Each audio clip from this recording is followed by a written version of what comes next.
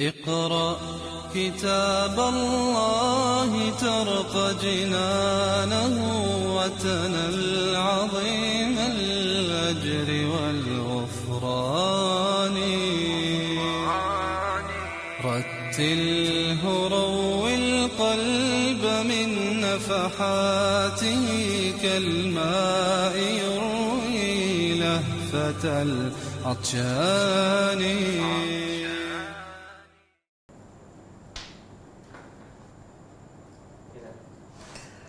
A'udzubillahi minasyaitonirrajim. Bismillahirrahmanirrahim. Alhamdulillahirabbil alamin. Nahmaduhu wa nasta'inu wa nastaghfiruh wa na'udzu billahi min shururi anfusina wa min sayyiati a'malina.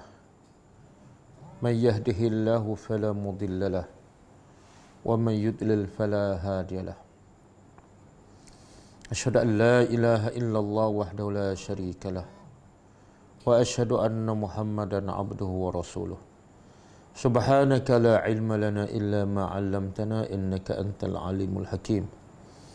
Allahumma 'allimna ma yanfa'una wanfa'na bima 'allamtana wa zidna ilma. Allahumma ati anfusana taqwaha wa zakkiha anta khairu man zakkaha.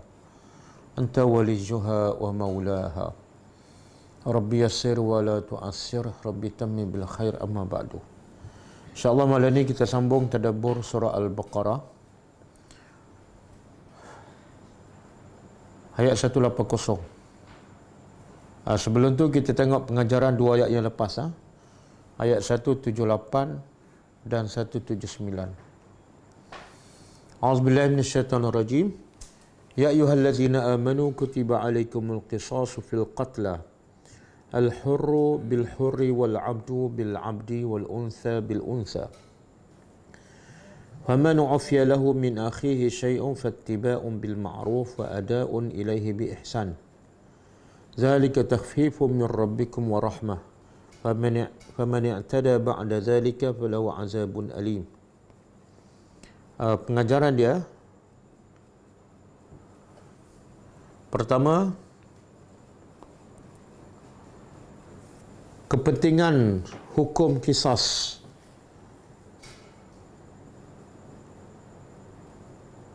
Kepentingan hukum qisas bagi orang yang beriman.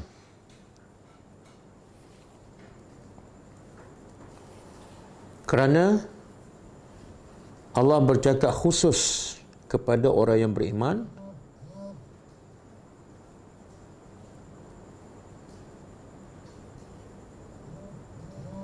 yang menunjukkan bahawa hukum qisas itu adalah wajib.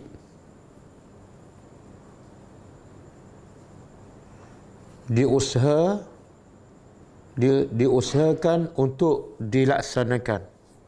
Diusahakan untuk dilaksanakan dalam sesuatu negara.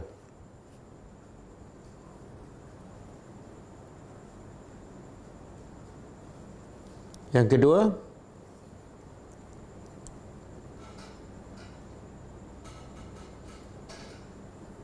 tanda iman seseorang ialah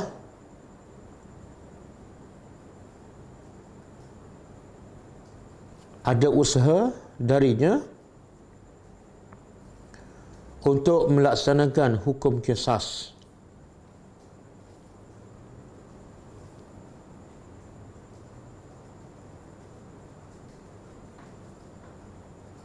Dan sebaliknya,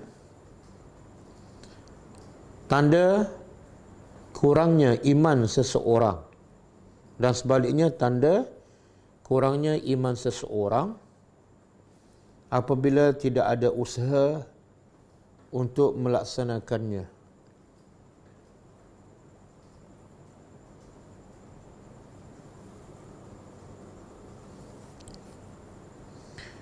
Yang ketiga, Islam adalah agama yang adil.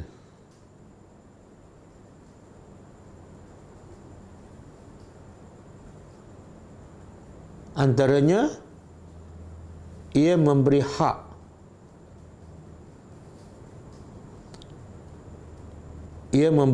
kepada keluarga yang dibunuh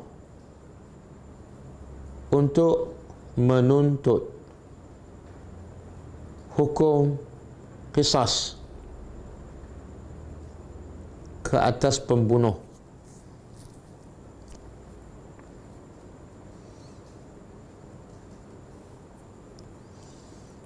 Yang keempat,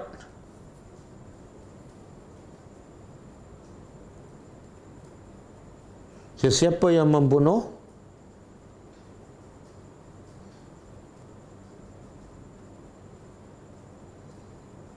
dengan sengaja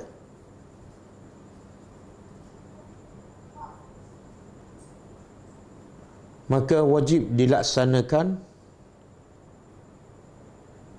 hukum qisas ke atasnya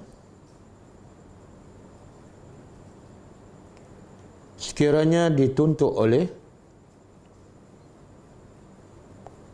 keluarga si mati.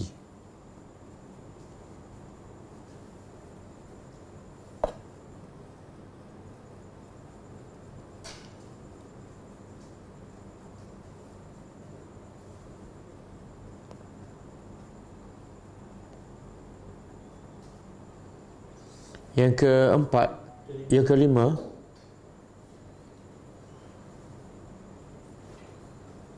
harus keluarga si mati memaafkan si pembunuh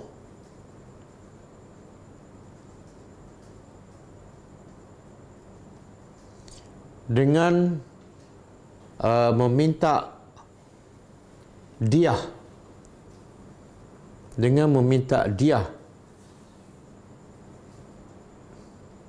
daripada pembunuh. Dia apa dah? Ganti rugi. Ganti rugi. Dengan meminta diah dalam braket ganti rugi daripada si pembunuh ataupun memaafkan terus tanpa menuntut apa-apa.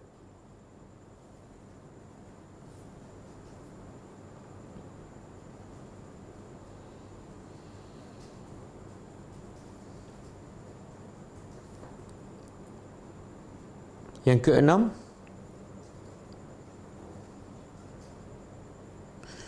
qadi ataupun hakim tidak ada hak untuk memaafkan atau membatalkan hukum qisas ke atas pembunuh kerana ia adalah hak keluarga si mati.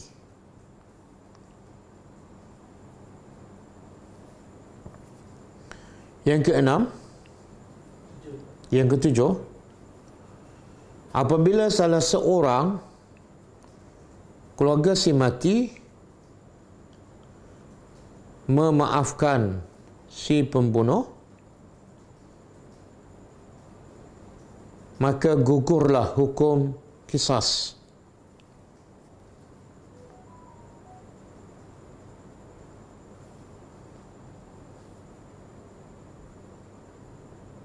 Walaupun yang lain tidak bersetuju.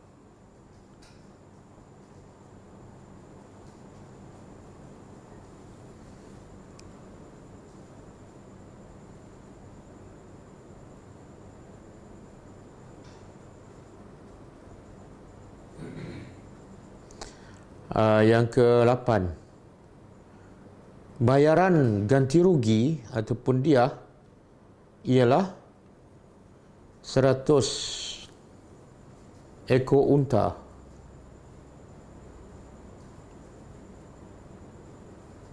atau 100,000 bagi satu nyawa.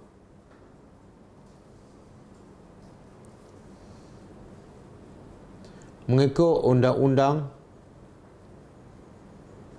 di negara Saudi.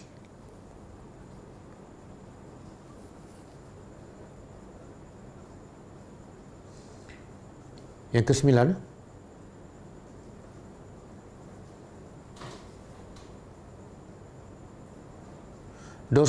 melakukan dosa besar tidak mengeluarkan seseorang itu daripada iman. Bahkan ia masih bersaudara dengan orang Islam yang lain.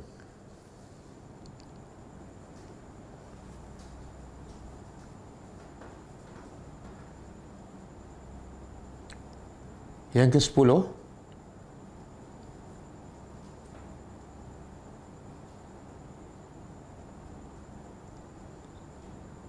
wajib ke atas si pembunuh yang telah dimaafkan oleh keluarga yang dibunuh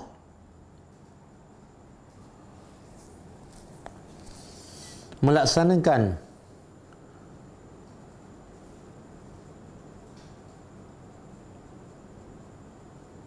bayaran ganti rugi dengan cara yang baik.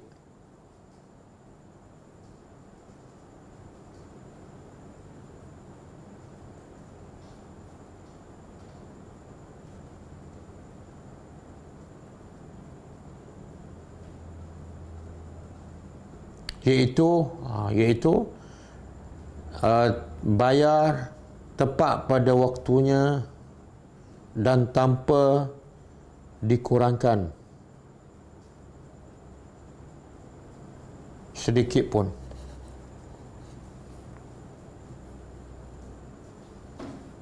Yang ke-11, Allah meringankan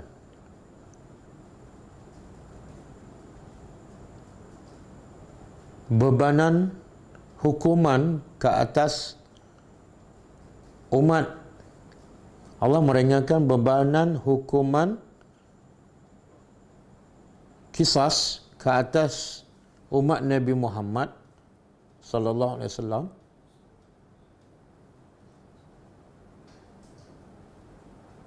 dengan membenarkan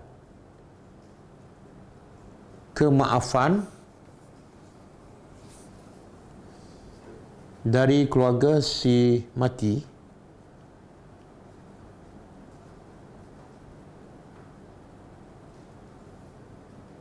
kepada si pembunuh.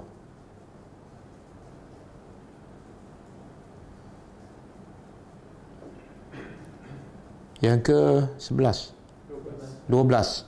Rahmat Allah kepada manusia dengan membenarkan keluarga si mati mendapat ganti rugi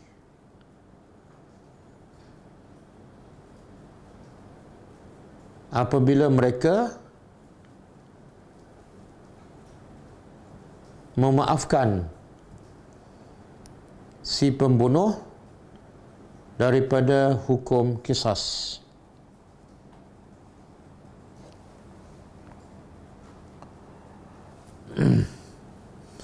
Okey, ayat 179, walakum fil qisasi hayatun ya ulil albab la'allakum tattaqun. Dan bagi kamu pada hukum qisas ada kehidupan, wahai orang yang berakal, moga-moga kamu bertakwa. Pengajaran pertama, hikmah yang paling besar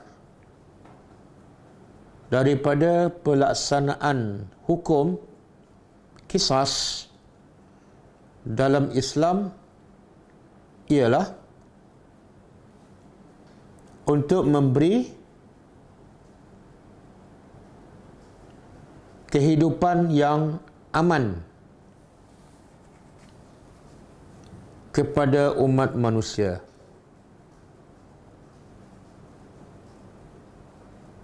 Kerana dengan tertegaknya hukum qisas ini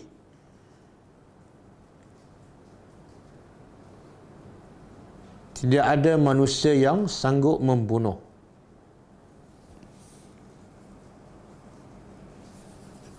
Untuk beliau dihukum qisas.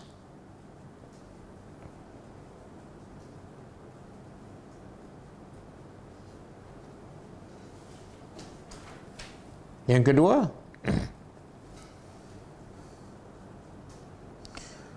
apabila si pembunuh takut untuk membunuh, maka tidak ada pembunuhan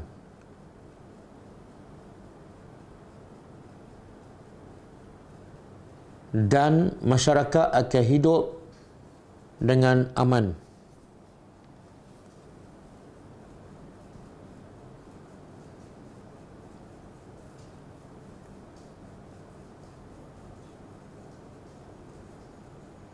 Yang ketiga,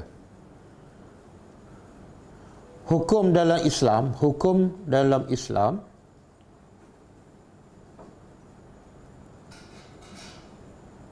bukan bertujuan untuk menghukum, tetapi untuk menghalang dari berlakunya jenayah.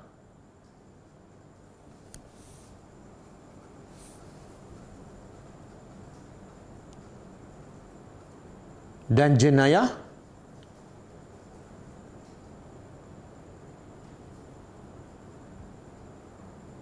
tidak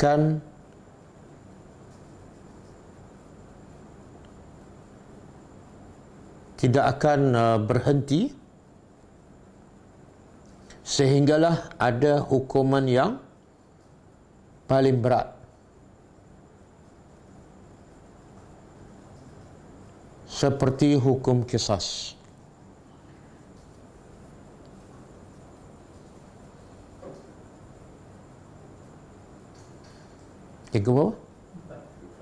Yang keempat,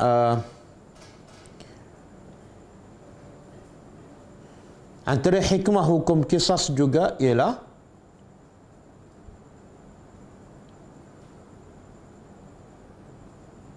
untuk menjadikan penjenayah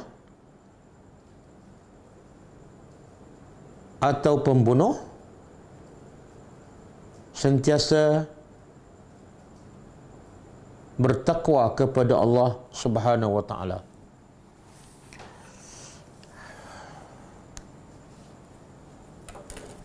Okey, kita sambung.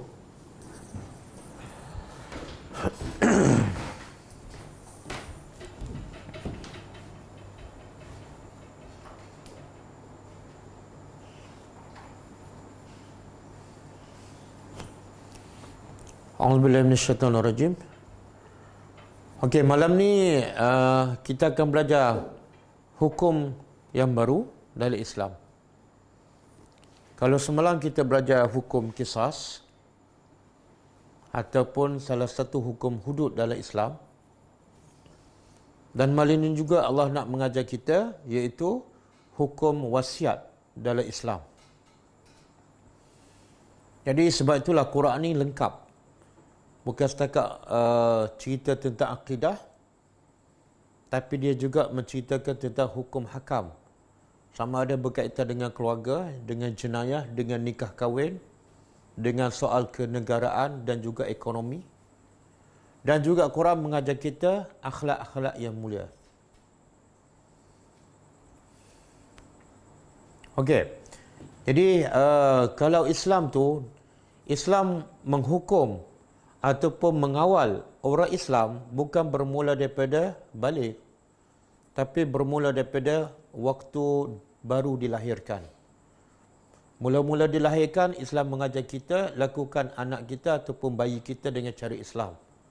Antaranya tahnik, akikah, kan, daripada kecil lagi. Dan berterusan sehingga Nabi kata, ajarlah anak kamu solat ketika dia berumur 7 tahun. Dan ajar juga mereka sirah Nabi. dan bila cukup umur 10 tahun pukul sekiranya dia tidak solat.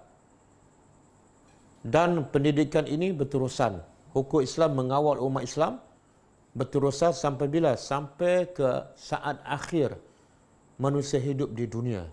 Jadi ayat malam ini ialah cerita bagaimana hukum Islam mengawal kehidupan umat Islam sampai saat mereka nak meninggal dunia. Jadi bila orang Islam nak meninggal dunia, apa kewajipannya? Ramai yang belajar fiqh, belajar hadis, tapi dia tak tahu apa yang sepatut dia buat apabila dia saat-saat kematian, ataupun dia dah tua sangat, ataupun dia sakit kritikal yang boleh membawa kepada kematian. Jadi ayat malam ini menceritakan kepada siapa yang mungkin dah penyakitnya kritikal akan menghadapi kematian, apa yang patut dia buat dalam keadaan dia masih warasa, bukan dah hilang akal. Okey. Auzubillahi minasyaitonirrajim. Kutiba. Kutiba difardukan. Jadi Tuhan yang mengatakan kutiba alaikumusiyam, telah diwajibkan ke atas kamu puasa. Maka Tuhan yang sama juga mengatakan kutiba alaikumul qisas. Bukan puasa saja wajib, bukan solat saja wajib, tapi hukum kisah pun wajib. Dan malam ni ada satu lagi yang wajib, yang kita wajib belajar dan wajib kita laksanakan, khususnya di saat ke akhir kehidupan kita. Okey, diwajibkan alaikum ke atas kamu iza, apabila hadara. Hadara dan jadi bahasa Melayu hadir kan. Tapi bahasa Melayu ada kan? Hadir kalau bahasa Melayu apa dah? Datang. Jadi datang bahasa Melayu, tapi kenapa orang Melayu guna juga bahasa Arab? Siapa yang hadir hari ini kan? Siapa tak tahu? Hadir apabila hadir ataupun datang. Ahadakum, ada dua ni. Satu, salah seorang daripada kamu. Yang kedua, maut, kematian. Siapa yang datang ni? Apa yang datang? Seseorang ke ataupun kematian? Jadi ahada ni, kalau belajar bahasa Arab, maf'ulun bih, yang kena datang ataupun yang didatangi. Hadir kepada salah seorang kamu. Apa yang hadir? Al-maut, kematian. Makna apa ni? Kenapa Allah kata kematian datang? Bukan kita yang datang.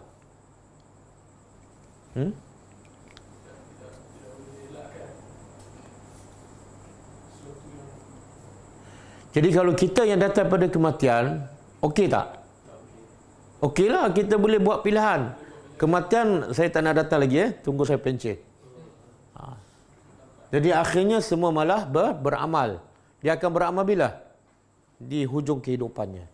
Tapi sebab kematian datang, walaupun kita masih muda, walaupun amalan kita sedikit, menyebabkan kita akan sentiasa bersedia.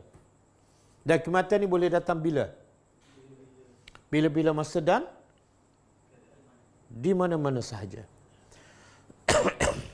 Ada tak ayat Quran yang Allah sebut seseorang itu tidak tahu apa yang dia akan lakukan besok dan di bumi mana dia akan mati? Surah apa? Ayat apa?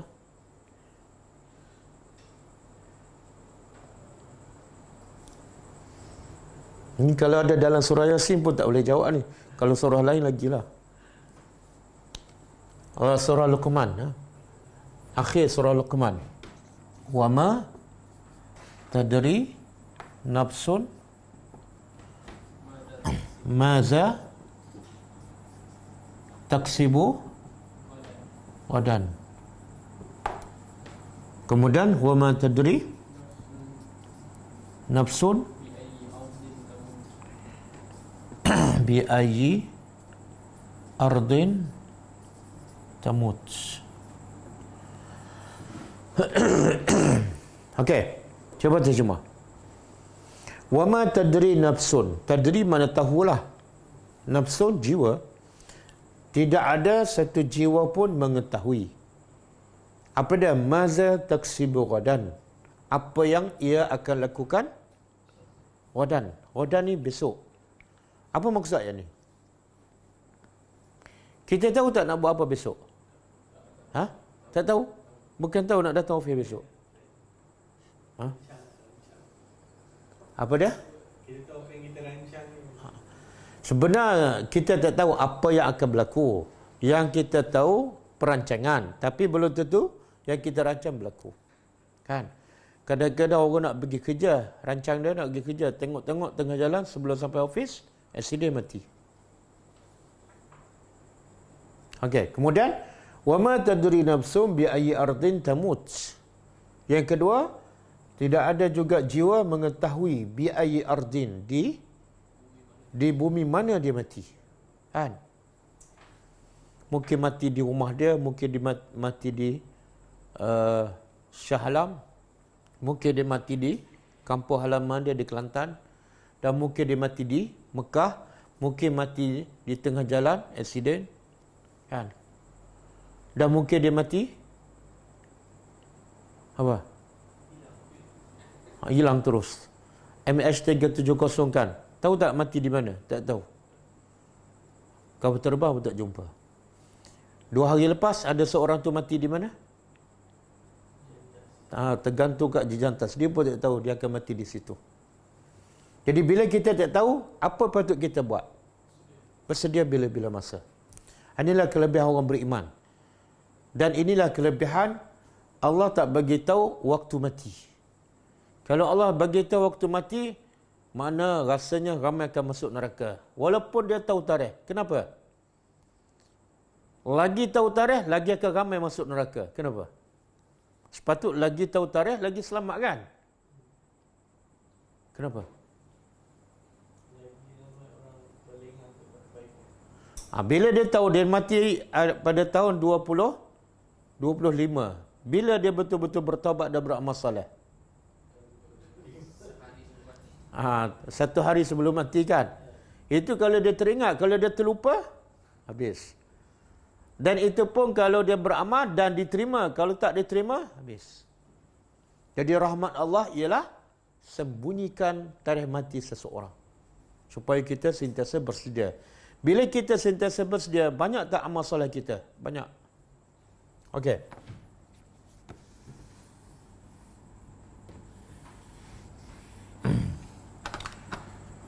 Okey, apabila kematian datang kepada seseorang kamu, sekiranya taraka, dia taraka meninggalkan khairan dalam tafsir ulama mengatakan harta yang banyak, bukan harta saja, banyak. Tengok, Allah kata diwajibkan ke atas kamu apabila seseorang itu didatangi kematian, sekiranya dia meninggalkan harta. Apa yang diwajibkan sebenarnya? Kalau ayat kutiba alaikumus syam, diwajibkan puasa, kita tahu. Ayat semalam kutiba alaikum qisas, kan? Dalam ayat ini apa yang diwajibkan? Tengok wasiat duduk kat mana kat sini ni. Sebab tu kita belajar bahasa Arab, ini dipanggil naib fa'il kepada kutiba. Kutiba fi'il madhi mabni lil majhul. Naib fa'ilnya mana ni? Diwajibkan apa? Wasiat.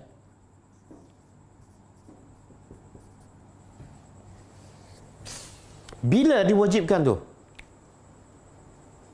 Sebab itulah ayat tengah ni penting ni.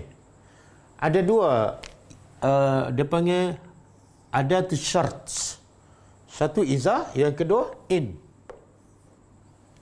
Ada tu syarat ni makna, contohlah saya kata, sekiranya saya pergi ke Kota Baru, saya akan beli keropok. Makna apa?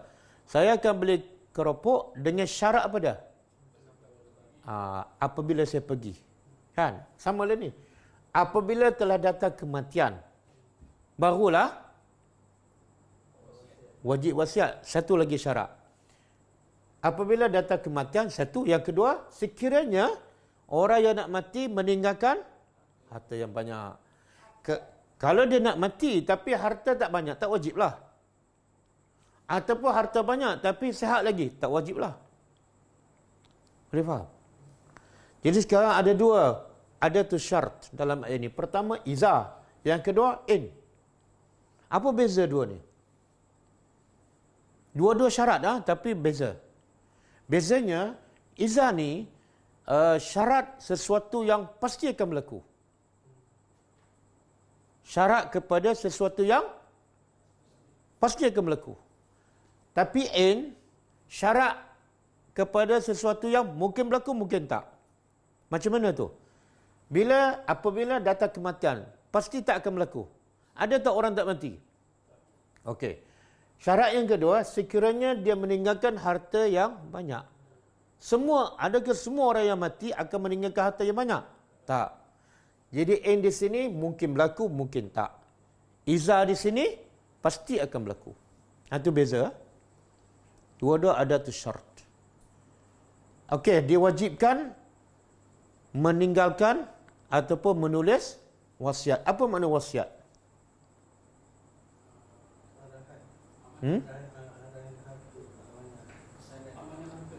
Pesanan kepada seseorang tentang perkara yang penting. Lengkap. Pesanan kepada seseorang tentang perkara yang sebab kalau benda tak penting, dia panggil wasiat tak? Saya nak mati, saya kata, ayah nak bagi wasiat ni apa dia? Makuk pinggan tu sudah makan, cucilah. Itu bukan wasiat. Wasiat ni benda yang penting dah besar.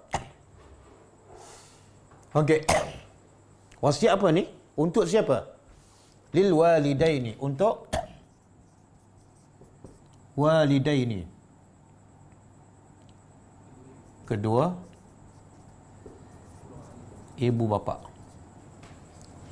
Wal aqrabin. Dan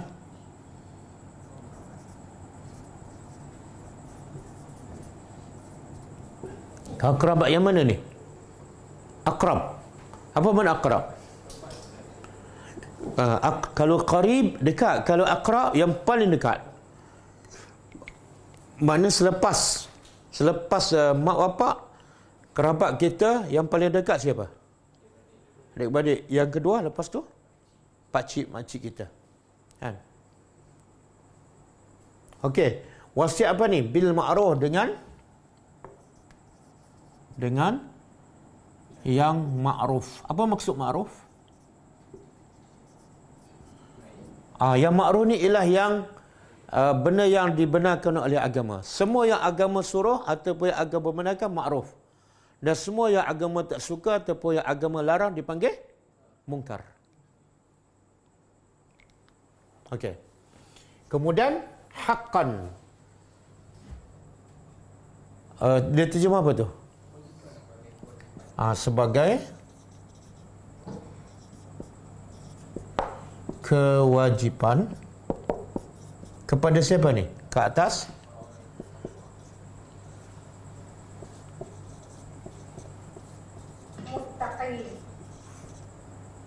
okey. Sebenarnya wasiat ni wajib kepada orang bertakwa sahaja ataupun wajib pada semua? Tapi hujung ni haqqan 'alal muttaqin. Kan? Subhanallah, itulah tadabbur. Samalah Quran, ada ayat Allah kata apa? Quran adalah hudan linnas. Ada juga ayat Allah kata hudan lil. Apa beza? Macam dua benda yang berbeza kan? Sekali Allah kata Quran untuk semua manusia. Sekali Allah kata Quran untuk orang bertakwa aja.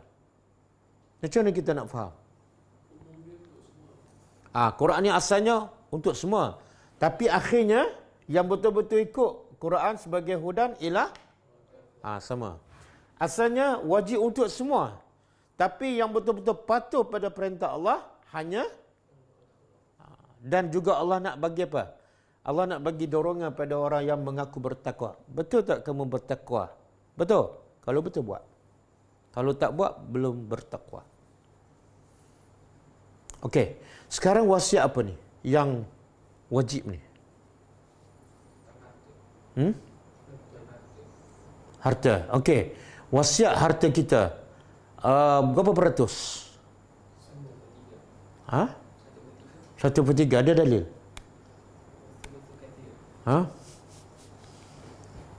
1/3 kan? Dalilnya? Ada seorang sahabat nama dia Sa'ab bin Abi Waqqas. Satu masa dia sakit di Mekah. Kemudian Nabi pergi ziarah dia. Bila Nabi ziarah, dia tanya, "Ya Rasulullah, kamu tengoklah dia sakit ni, hadara ahadakumul maut. Dia sakit tu nak matilah." Dia kata, "Ya Rasulullah, kamu tengoklah keadaan aku ni, rasa tak lama dah. Dan aku ada seorang saja anak perempuan. Dan aku ada khairan, harta banyak. Boleh tak aku bagi semua?" Nabi kata tak boleh. "Boleh tak aku bagi 2/3? Nabi kata tak boleh. "Boleh tak aku bagi separuh?" Nabi kata tak boleh. Kata Sa'ab bin Abi Waqqas, "Boleh tak aku bagi sulus?" As-sulus 1/3. As-sulus 1/3. Nabi kata apa? As-sulus katsir. 1/3 banyak. Boleh ke tak? Boleh. Kalau tak boleh, Nabi kata tak boleh lah. Tapi Nabi kata sulus tu banyak. Tapi itulah had yang paling maksimum yang boleh kita wasiatkan harta kita. Sebab itulah yang terbaik kata Ibnu Abbas 1/4. Kalau nak wasiatkan harta kita, yang terbaiknya 1/4. Bahkan ada mengatakan 1/5. Kenapa ni? Kenapa Nabi tak benarkan Sa'ab bin Abi Waqqas sedekah ataupun wasiat harta dia semua ke 2/3 ke separuh?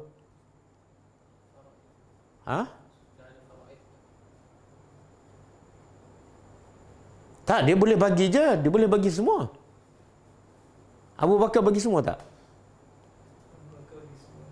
Abu Bakar bagi semua kan? Dia sebenarnya tengok keadaan orang lah. Jadi, dengar jawapan Nabi. Kenapa Nabi kata 1/3 banyak? Lepas tu Nabi bagi tahu kepada Sa'ab bin Abi Waqqas, daripada lebih baik kamu tinggalkan anak kamu kaya daripada kamu tinggalkan anak kamu miskin alatan yatakaffafunan nas, miskin dan meminta-minta kepada orang ramai. Itu sebab dia. Kenapa Sa'ab bin Abi Waqqas nak bagi semua? Sebab dia ada anak seorang. Yang kedua, perempuan. Perempuan ni siapa akan tanggung dia? Jadi dia fikir, anak aku perempuan ni dia akan berkahwin. Jadi kewajipan suami dia tanggung. Jadi aku nak sedekah semua. Nabi kata tak boleh. Lepas tu Nabi berdoa pada dia. Supaya apa? Allah panjangkan umur dia. Subhanallah. Dan Allah ramaikan anak dia. Dan Allah makbulkan doa Nabi.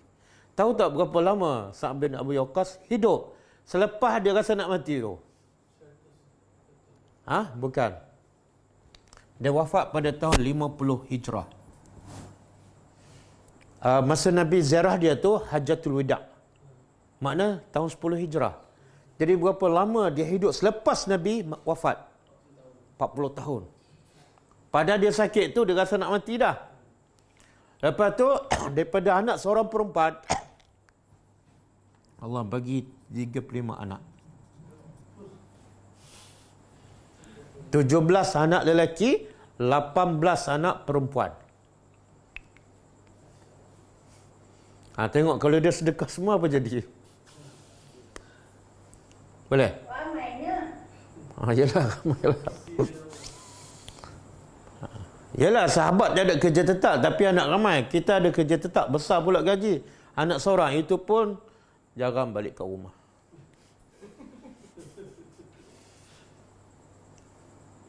Jadi dia hidup lepas Nabi 40 tahun. Panjang tak umur dia? Panjang. Okey. Jadi satu, syarat nak wasiat mesti Tidak lebih daripada 1/3. Dan yang paling baik bukan 1/3, 1/4 ataupun 1/5. Ustaz, macam mana Abu Bakar bagi semua harta? Okey. Ulama menjawab, Umar pula bagi berapa? Separuh. Kenapa pula Nabi benarkan? Sebenarnya Nabi ni dia pendidik, murabbi yang hebat. Bila dia nak jawab soalan, dia tengok siapa yang bertanya. Dan dia kena pasti keadaan orang tu. Jadi kalau Abu Bakar, dia tanya, kamu tinggal apa? Allah dan Rasul. Dia tahu Abu Bakar tak ada masalah. Mungkin anak Abu Bakar dah besar, semua dah ada income sendiri. Dan Abu Bakar tawakal dia memang hebat. Kadang-kadang orang berniaga kan, dia ada simpanan 1 juta. Dia sedekah semua 1 juta, besok dapat 1/2 juta. Kan? Jadi tengok orang macam kita, janganlah jadi macam Abu Bakar. Nak bagi semua kan. Okey, satu. Syarat kedua apa dia? La wasiyata, Nabi kata, la wasiyata lil waris. La wasiyata lil waris. Tak boleh wasiat kepada pewaris. Siapa pewaris kita? Dia yang 5 ni mesti, kalau mereka masih hidup lah, mesti dapat ni. Hak mereka tak boleh ni. Siapa yang mak bapak 2, anak lelaki, anak perempuan, kalau ada lah berapa? 4. Lepas tu kalau kita mati, isteri seorang. Jadi 5 ni mesti dapat kalau mereka masih hidup. Kan? Jadi wasiat, 1 tak boleh lebih pada 1/3. Yang kedua, tak boleh wasiat kepada pewaris. Okey. Tapi sekarang ayat ni wasiat pada siapa? Mak bapak kan? Mak bapak termasuk tak pewaris? Kenapa pula boleh?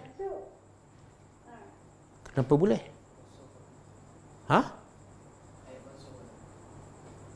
Dia ada 2 pendapat. Pendapat pertama, ayat ni dibatalkan hukumnya oleh ayat faraid. Bapa dapat 1/4. Mak dapat sekian-sekian kan? Ayat tu membatalkan hukum ni. Ayat ni. Jadi ayat ni kekal, tapi hukumnya terbatal. Tapi pendapat paling kuat, ayat ni bukan mansukhah. Tak dibatalkan hukum. Habis itu macam mana 2 part ni? Ayat ni ialah terus hukumnya tetap berlaku, iaitu sekiranya mak bapak memang bukan pewaris. Mak bapak tak ada hak nak mewarisi harta anak dia. Macam mana tu? Ada tak mak bapak tak boleh mewarisi harta anak dia? Ada tak? Itu bukan mak bapak lah tu. Tak, mak bapak betul. Tapi dia tak boleh mewarisi harta anak dia. Bukan. Mak bapak yang kafir.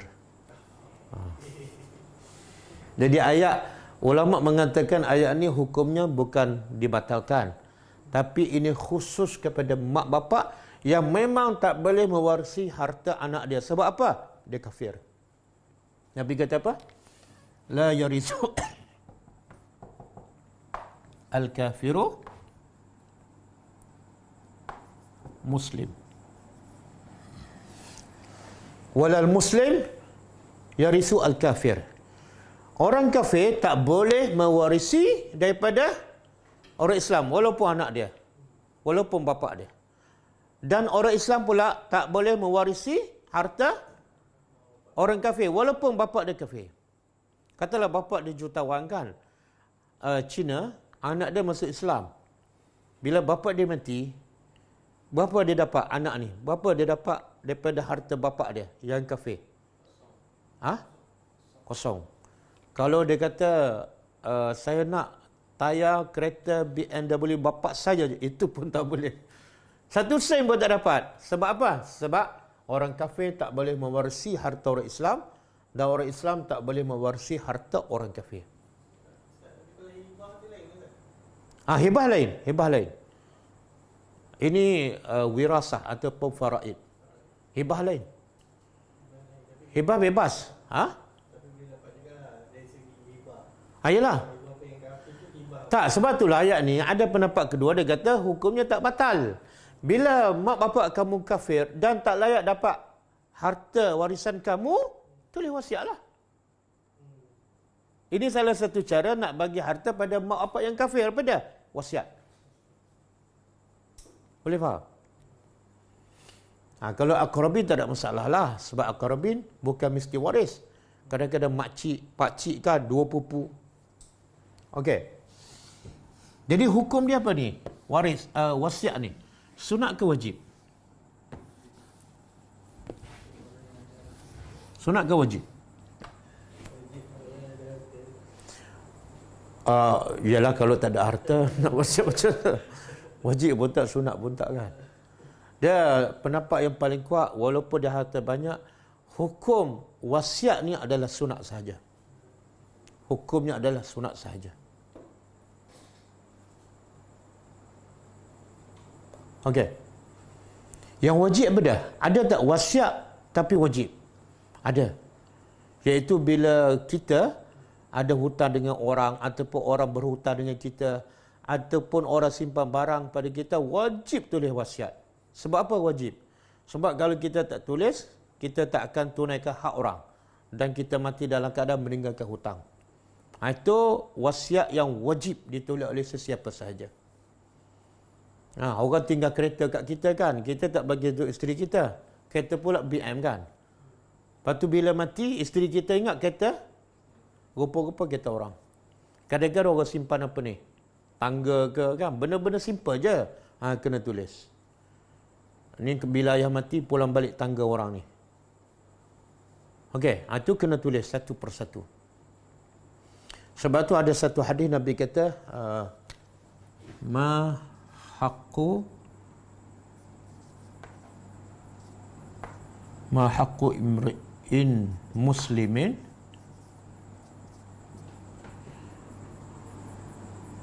yuridu an yusi bi syai'in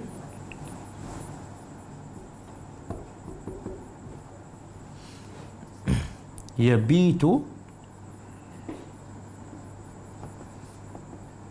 lailataini illa wasiyatuhu maktubah indahu. Hadis sahih riwayat Muslim. Maksud apa? Nabi kata hak seorang muslim yuridu yang nak an yusi mewasiatkan sesuatu, maka tidak harus baginya yabitu tidur. Tidak patut seorang muslim yang nak mewasiatkan sesuatu, yabitu dia tidur, mabit. Lailatani, 2 malam. Kecuali wasiyatuhu, wasiatnya telah siap tertulis di sisinya.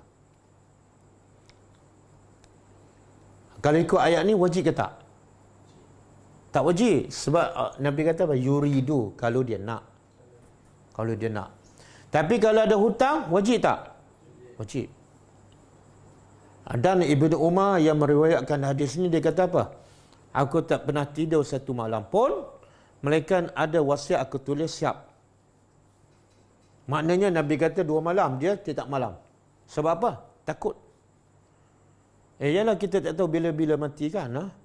Ada student saya yang hantar mesej, mak dia dah tua, dia nyanyuk, ada simpanan 150k. Dia nak sedekah, mak dia tak ada respon. Nak buat macam mana? Kan? Sebab tu jangan tunggu tua, jangan tunggu nyanyuk, barulah berfikir. Masa muda ni bagi tu awal-awal, ataupun tulis wasiat. Okey. Jadi kalau kita ada hutang dengan orang, ataupun orang berhutang dengan kita, kita tulis. Sekarang tak payah tulis di kertas. Tulis kat telefon je kan.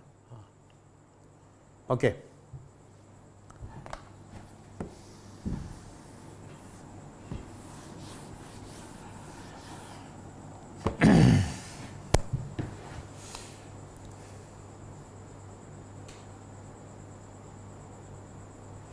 Okey, ada satu yang berlaku dalam masyarakat kita.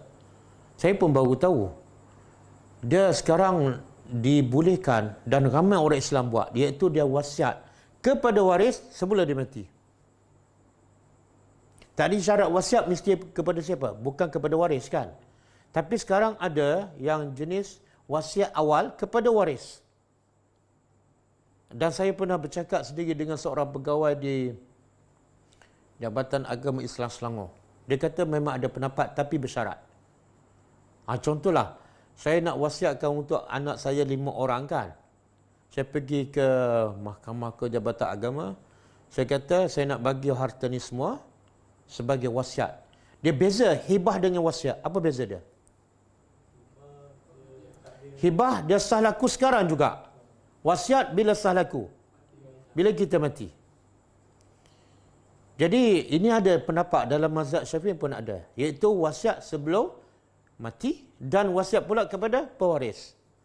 Tapi dia tak akan sah laku sehinggalah pertama mati, yang kedua semua adik-beradik setuju setelah bapa tu mati. Semua adik-beradik setuju dengan wasiat yang dibuat sebelum bapa tu mati. Kalau ada seorang je tak bersetuju, terbatal wasiat tu. Boleh faham? Sebab ada kadang-kadang masa hidup semua adik-beradik setuju. Tapi bila mati, ni rugi ni macam ni. Ada seorang bantah, terbatal. Okey, jadi yang terbaik apa dia? Kalau nak untuk anak beranak ataupun pewaris, tak perlu wasiat. Sebab apa? Sebab hak mereka dah dijamin oleh Islam. Masing-masing ada dapat bahagian mereka, jadi tak perlu wasiat. Yang kita perlu wasiat yang tak akan dapat. Yang tak akan dapat, dan itu pun tak boleh lebih. Kenapa tak boleh lebih 1/3? Apa hikmahnya?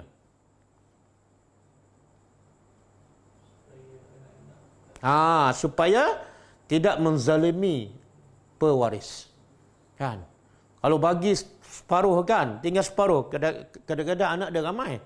Dan anak dia masih kecil kan, itu menzalimi anak beranak dia. Okey? Abu Bakar bagi semua, itu bukan wasiat, itu hibah. Boleh ha?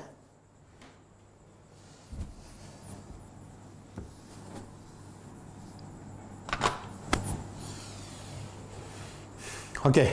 Faman, maka siapa yang baddalahu, menukarnya ataupun mengubahnya. Mengubah apa ni? Wasiat. Ba'dama sami'ahu, setelah apa yang dia dengar. Maksud sami'ah di sini ialah dia tahulah. Tapi kenapa Allah sebut sami'ah? Sebab dulu wasiat kadang-kadang pakai cakap je. Bila cakap dia dengarlah kan. Jadi maksud sami'ah di sini setelah dia dengar dan dia faham wasiat tu. Tapi dia badala, tukar. Siapa yang tukar ni?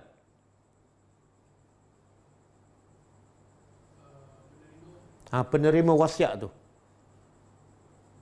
Setelah orang yang bagi wasiat mati, dia pun ubah. Katalah pewasiat tu, kata 10K ni untuk rumah anak yatim kan? Dia ubah jadi 5. Maka Allah kata apa? Fa'innama, maka sesungguhnya ismuhu, dosanya, ala, ke atas, allazina, orang-orang yang yubaddilunahu, mereka mengubahnya.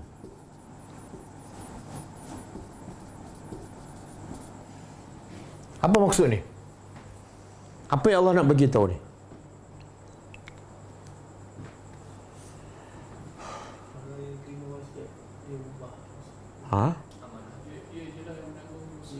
Kenapa Allah bagi tahu?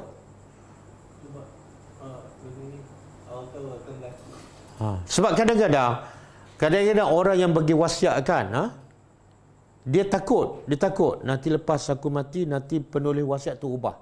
Dia takut nanti bila dia ubah, aku yang tanggung dosa. Allah kata tak. Jadi kamu tak payah risau sebab kamu dah buat betul. Jadi yang akan tanggung siapa? Yang mengubah. Tengok Allah sebut alal ladzina yubaddiluna. Sepatut Allah sebut dhamir ganti nama je macam ni. Alaihi. Siapa yang mengubah wasiat setelah dia dengar, dia faham, maka dosa ke atasnya lah. Allah tak sebutnya. Sepatut Allah tak payah sebut orang yang menukar. Allah kata ke atasnya sahaja.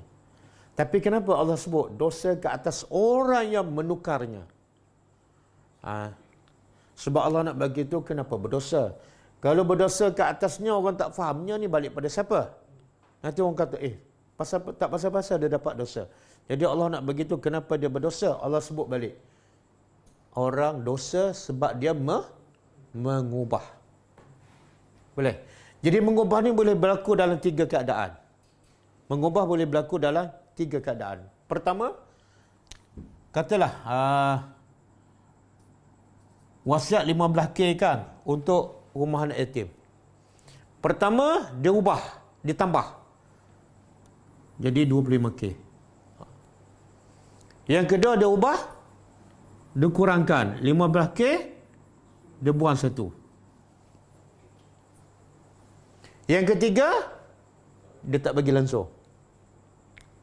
Kalau dia yang 15K, dia tambah jadi 25. Haram kan?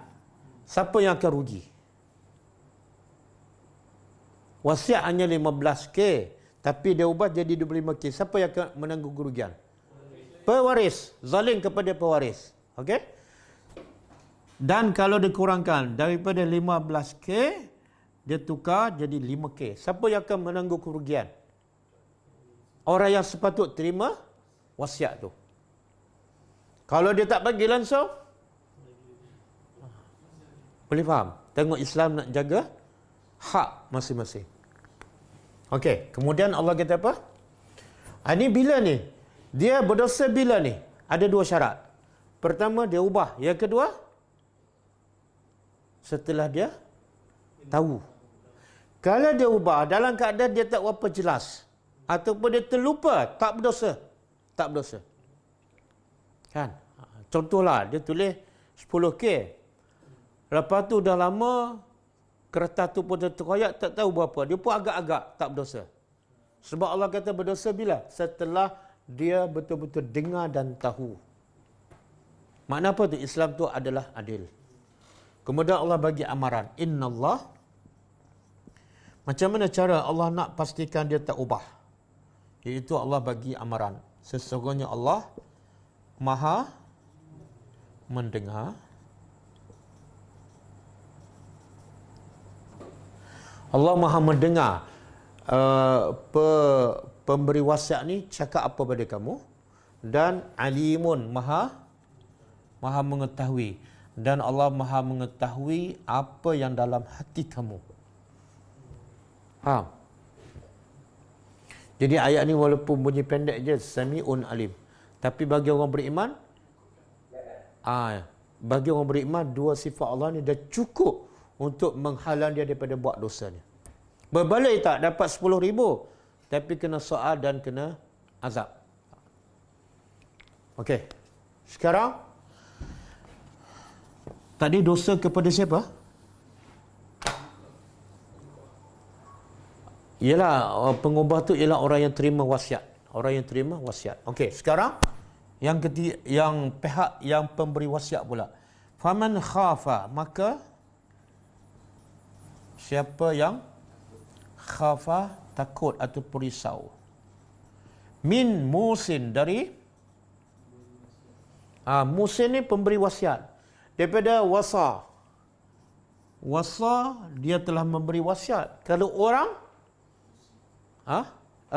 ausa. Asal dia ausa.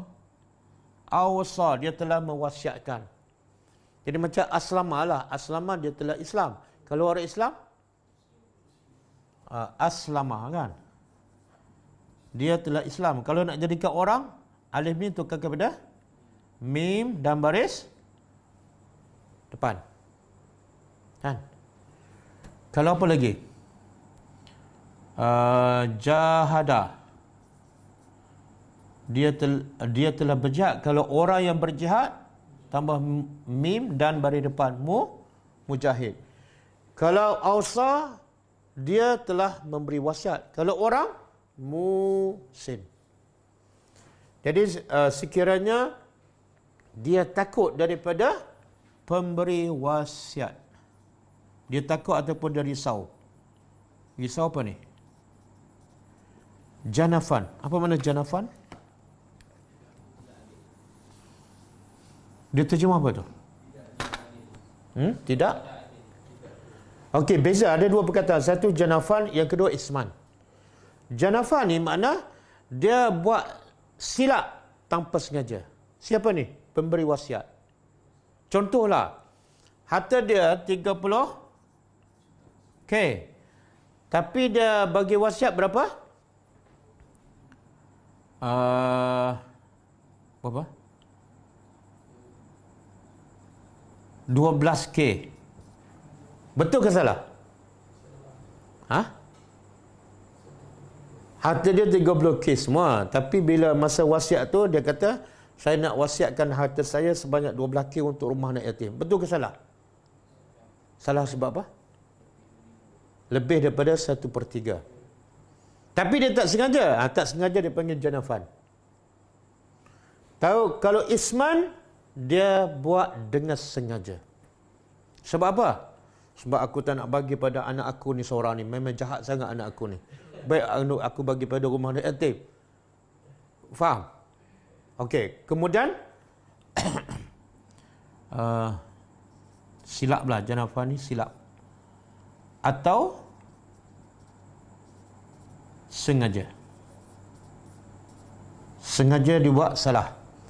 Maka fa'aslaha, lalu dia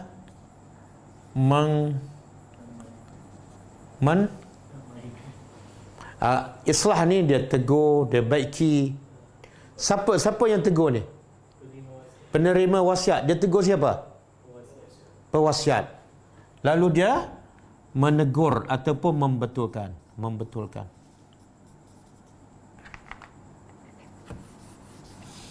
Bainahum, di antara mereka, di antara pemberi wasiat dan mungkin pewaris dia, fala isma alaih, maka tidak ada dosa ke atasnya.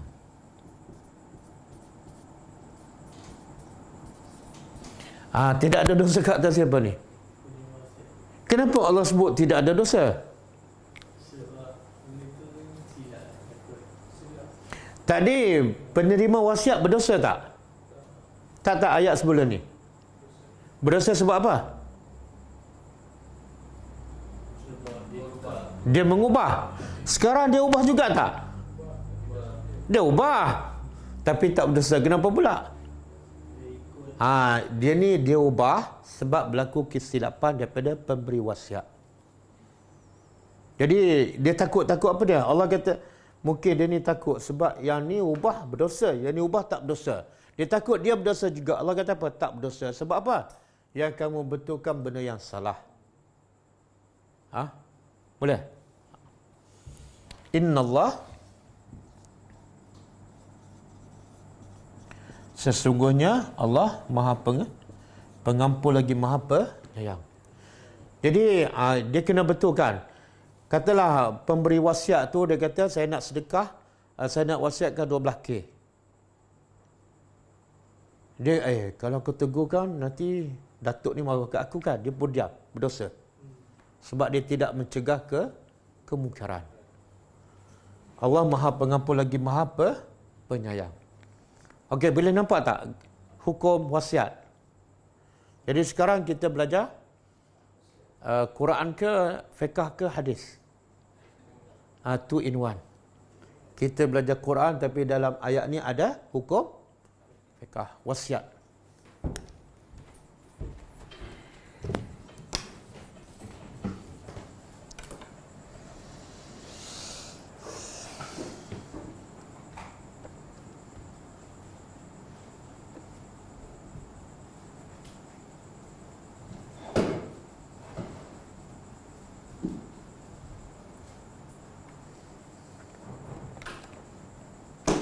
Waalaikumsalam warahmatullahi wabarakatuh. Saya tanya, kalau pada masa kini seolah-olah macam ada, maknanya kita boleh berwasiat melalui pihak ketiga macam amanah raya, Ustaz. Boleh? Kita tulis. Yang itu yang saya tanya, Ustaz. Memang boleh. Memang amanah raya ke ataupun apa-apa lah. Memang dia ada buat tu wasiat daripada bapa kepada pewaris masa dia hidup. Tapi wasiat tu akan sah laku selepas mati, dan satu lagi, disetujui oleh semua adik-beradik selepas mati. Kalau semua adik-beradik setuju sebelum bapa mati, tak terpakai. Tak terpakai. Dan yang saya faham, wasiat ni kita boleh ubah sebab yelah kemungkinan harta kita bertambah ataupun berkurangkan, Ustaz. Macam mana? Wasiat yang kita dah tulis, kemungkinan juga kita boleh ubah pada setiap masa kerana kedudukan harta atau kewangan kita berubah-ubah ikut masa juga, kan, Ustaz? Tak, yang terbaiknya apa dia? Jangan wasiatlah kepada pewaris. Kenapa kita nak wasiat awal? Sedangkan Allah dah tetapkan mereka tetap dapat hak mereka, kan? Kita pun tak tahu, mungkin harta kita akan bertambah. Jadi tunggu betul-betul mati. Harta tu setakat tu je, dia tak akan bertambah lagi. Dan anak-anak kita semua akan dapat hak masing-masing mengikut Islam, cara Islam. Dan itulah yang paling adil. Wa anta fajazakallahu khair. Apa dia? Ustaz. Sekejap, Ma. Lepas tu perempuan, kalau dalam masa cakap, perempuan pun dapat dua juga sebagai lelaki. Dia boleh pakai. Dia wasiat. Dia boleh wasiat untuk waris. Cakap, semua sama rata. Tak ada istilah lelaki dua, perempuan satu. Ya. Dia setuju masa bapa belum mati. Kalau lepas mati semua setuju, adik-adik pun setuju. Lepas mati, okey, boleh. Tak ada masalah. Tak ada masalah. Assalamualaikum Ustaz. Waalaikumsalam warahmatullahi wabarakatuh. Macam amanah raya kan. Amanah raya ni kalau kita wasiatkan dia melalui dia, selepas kematian seorang dalam rumah kita kan, Ya. jadi dia akan mengenakan sedikit charges lah bagi mereka sedikit lah, tetapi kadang-kadang tak mampu dibayar oleh ahli keluarga. Jadi maknanya benda tergantung sebab dengan jumlah yang terlalu tinggi. Adakah yang pemegang amanah ni boleh tidak ada limit ataupun dia boleh letak harga dia saja? Dia macam amanah raya ke? Dia mesti ada charge dia. Dia mesti ada tetapkan bayaran. Jadi kalau katalah kita tak boleh nak bayar, ataupun macam mana? Saya anak tak mampu nak bayar. Kalau dia kalau tak mampu bayar, tak payahlah wasiat awal. Bukan wajib pun. Jadi itu pendapat yang paling kuat, yang paling sahih ialah tak perlu kita wasiat untuk anak-anak yang akan mewarisi harta kita masa kita hidup. Tak perlu. Apatah lagi kena bayar, ada bayaran tertentu dan kita pun tak mampu. Kenapa nak menyusahkan diri benda yang agama tak wajib? Bahkan tak sunat pun. Wallahu alam. Ya. Saya keliru sikit tentang masa nak berbuat wasiat ni, Ustaz. Ya. Dia macam kalau Ustaz ceritakan, dia masa dia dah mati baru dia kena buat, Allah kata kena buat wasiat tu masa dah nak mati sangat. Sebab Ya, dia kata ulama berdasarkan ayat ni dan juga kisah Sa'ad bin Abi Waqqas, dia kata syarat nak berwasiat tu mesti dalam keadaan dia sakit, dan sakit tu memang boleh membawa kematian, tapi dia masih waras. Kalau tak waras, wasiat tak terpakai. Jadi ayat ni dia kata apa? Bila datang kematian, makna dekat-dekat nak matilah. Dan juga begitu kisah Sa'ad bin Abi Waqqas, dia betul-betul sakit dan nak mati dah, tapi panjang umur. Jadi maksudnya dalam keadaan kita masih muda dan tak ada penyakit, sihat wal afiah, tak boleh berwasiatlah. Wallahu alam. jadi kita memang tak boleh buat lah wasiat tu masa kita dah macam nak ready-ready tu, tak boleh lah Ustaz. Macam orang sekarang buat tu, yang wasiat tulis wasiat. Tak, ini wasiat kepada siapa ni? Wasiat yang 1/3 atau 1/5 Mana bukan kepada pewaris lah. Kan, bukan maksudnya Kalau ikut ayat ni, ikut ayat Quran memang tak boleh. Satu. Yang kedua, kenapa kita nak wasiat? Bagi terus je. Bagi terus je. Hebah terus je. Pelik kan? Kenapa kita... Saya nak tanya, kalau kita bekerja, kita nak upah cepat ke nak upah lambat? Ha? cepat. Okey. Jadi bila kita nak bagi, contohlah nak bagi kepada anak yatim ke, nak bagi pada makcik kita yang miskin, kalau kita, bila kita akan dapat pahala terus? Bagi dulu ke, bagi terus ataupun wasiat? Bagi terus. Bagi terus, tahu pun. Bagi teruslah. Kenapa bab duit kita nak cepat? Bab pahala ni tertangguh-tangguhkan. Wallahualam. Maknanya kita kena bagi je lah maknanya. Bagi je. Bila Maksudnya masa kita ada duit tu kita bagi je lah supaya bila kita nak mati kita dah tak ada. ya. Bila ada duit lah. Bila tak ada duit tak boleh bagi. Okey. Tak faham sangat Ustaz. Kenapa tak faham? Ayat ni mengatakan bila saat kematian datang, maknanya dekat-dekat nak matilah. Jadi bila dekat nak mati, boleh kita berwasiat. Tapi hukum wasiat tu apa dia? Sunat je, bukan wajib. Yang wajibnya yang saya... Sunat, bukan wajib.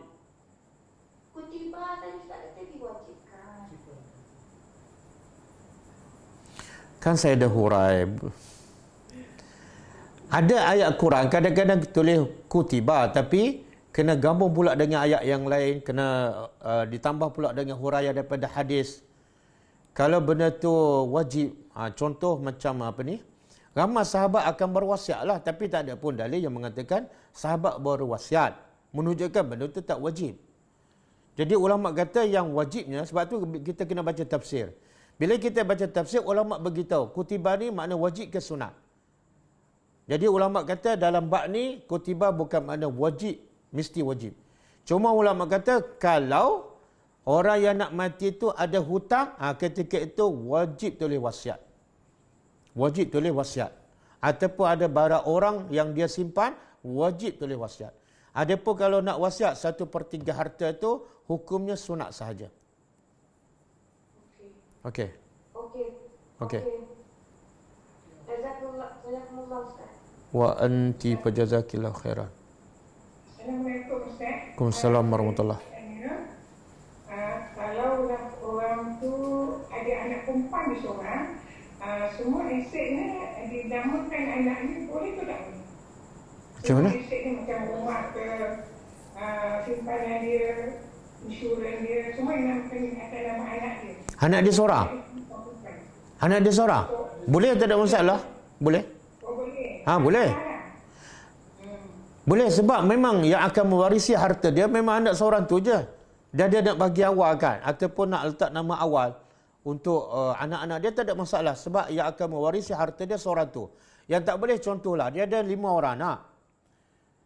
Tapi dia bagi harta tu kepada anak sulung sahaja.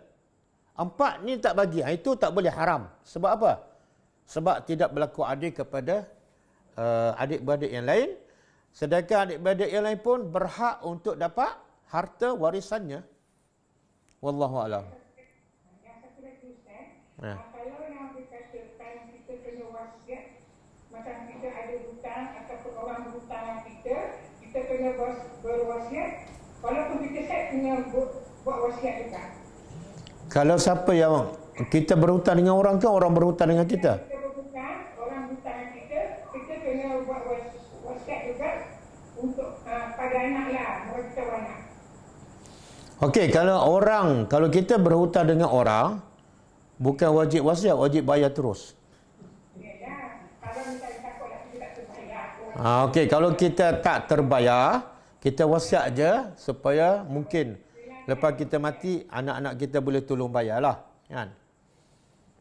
Kalau orang berhutang dengan kita, kalau kita nak juga duit tu, kita tulis wasiatlah. Tapi kalau kita nak pahala, halalkan.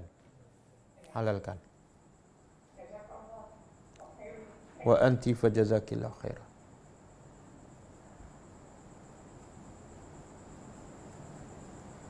Assalamualaikum warahmatullahi wabarakatuh. Wassalamualaikum warahmatullahi wabarakatuh. Saya nak tanya, sekiranya kita wasiatkan sejumlah wang untuk pembangunan masjid ataupun kepada anak-anak yatim, dan kita belum meninggal lagi, adakah wasiat ini kita boleh ubah meski jumlahnya? Yang keduanya, adakah wasiat ini dia benda yang kekal, maksudnya tidak boleh dinyesa? Minta pencerahan Ustaz. Wah, dia wasiat untuk jumlah sekian-sekian, lepas tu dia nak ubah. Dia sebenar wasiat ni bila akan sah laku? Setelah dia mati. Mana selagi dia tak mati, dia ada hak untuk ubah. Dia ada hak untuk ubah. Itu hak dia. Sebab selagi dia tak mati, jadi hak dia. Lepas dia mati, barulah akan betulkan jadi hak orang. Cuma orang kata apa? Orang Melayu kata apa? Bukut siku. Mengikut pembahagian harta Abu Sufyan. Mengikut pembahagian harta secara faraid, hanya waris-waris si mati sahaja yang layak mendapat harta pusaka. Mengikut konsep wasiat pula, ia hanya boleh dibuat kepada bukan waris sahaja. Namun hibah boleh diberikan kepada sesiapa yang dikehendaki oleh pemberi hibah, sama ada ia merupakan betul. Hibah boleh bagi pada siapa saja. Dan kalau nak bagi pada anak, kena pastikan ia berlaku adil. Wallahu a'lam.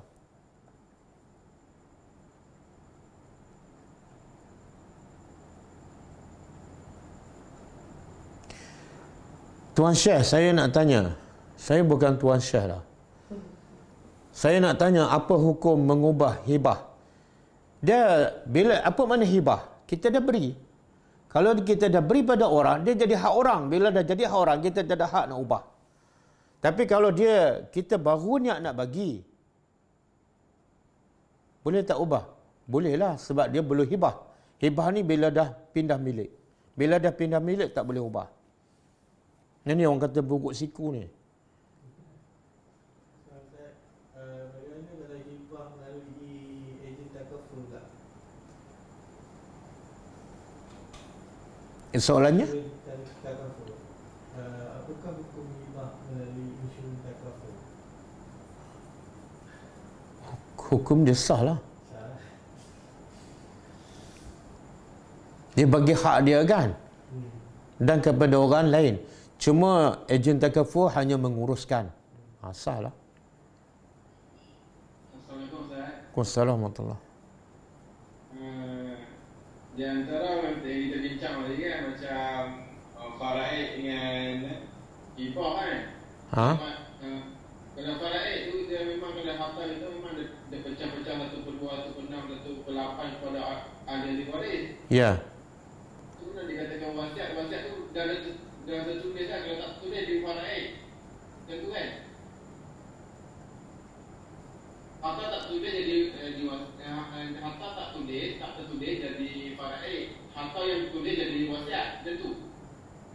Tak, dia wasiat ni kena ada, saya tak sebut. Bila kita nak wasiatkan harta kita yang kurang daripada yang 1/3 dan bukan kepada pewaris, kena ada saksi dan kena ada bertulislah. Kalau sekarang kena buat depan peguam kan. Itu tak boleh kacau dah. Dia tak akan jadi harta pewaris. Bila dah wasiat dan ada saksi apa semua, kita tak boleh kacau dah. Bila kita mati, anak-anak kita yang jadi pewaris harta kita tak boleh ambil harta tu. Sebab kita dah berwasiat dan ada saksi dan sebagainya. Kalau buat wasiat tu, kalau tak buat jadi macam faraid balik kan. Kalau tak tulis wasiat jadi faraid balik.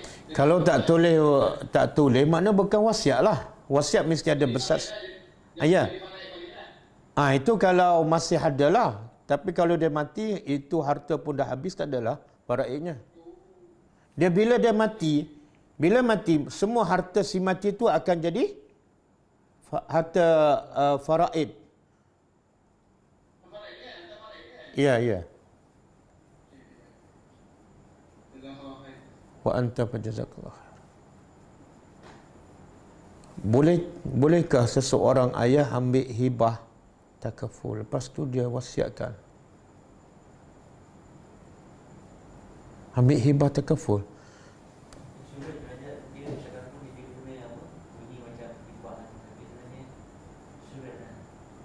Tapi dia tulis ni hibah takaful.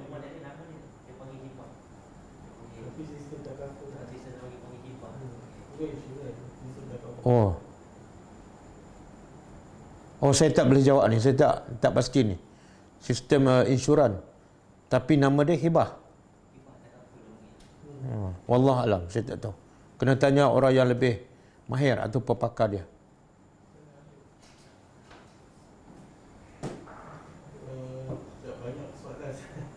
Sekiranya tak sempat wasiatkan harta, adik-beradik melengahkan urusan pembahagian hukum. Adik-beradik melengahkan urusan pembahagian hukum faraid. Mana dah matilah ni. Seperti ingin dibuat begitu saja. Jadi adakah harta akan beku begitu saja ataupun bagaimana? Tak faham, ha? Tak uruskan harta? Dia urus ke tak urus itu nombor dua. Tapi harta tu tetap harta pewaris. Tak boleh nak kacau. Lambat cepat itu bukan isu dia. Harta tu tetap akan dimiliki oleh pewaris. Suami ke, isteri ke, mak bapak ke, anak ke.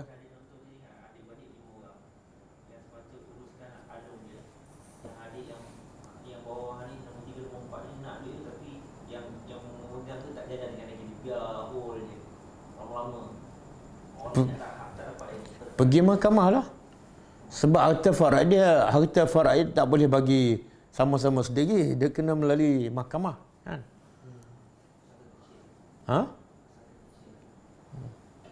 Pergi ke mahkamah lah. Okey. Sebab itulah wasiat yang paling penting kita tinggal pada anak kita. Wasiat harta tak boleh bagi pada pewaris. Tapi ada satu wasiat yang bukan setakat kena bagi, tapi wajib bagi kepada pewaris. Wasiat agama. Itu yang diwasiatkan oleh Nabi Ibrahim dan Nabi Yaqub kepada anak-anaknya. Apa kata Nabi Yaqub? Ya baniya innallaha istafa lakumuddin fala tamutunna illa wa antum muslimun. Tengok para Nabi, dia tak wasiat harta pada anak dia. Dia kata apa? Sesungguhnya Allah telah memilih untuk kamu din, satu agama. Maka pastikan kamu pegang pada agama ini dan jangan sekali-kali kamu mati melainkan di atas agama ini. Itu wasiat yang wajib tu. Wasiat yang wajib kepada pewaris kita ataupun anak-anak kita. Pastikan kita ajar agama. Bila ada agama, tak ada harta, kita tinggal pun okey. Kalau ada harta banyak pun mereka tak akan bergaduh. Sebab mereka dipandu oleh agama. Okey, cukup lah. Kita sambung besok insya-Allah. Kita tutup dengan membaca tasbih kafarah. Subhanakallahumma wa bihamdika asyhadu an la ilaha illa anta astaghfiruka wa atubu ilaik. Assalamualaikum warahmatullahi wabarakatuh. كتاب الله ترق جنانه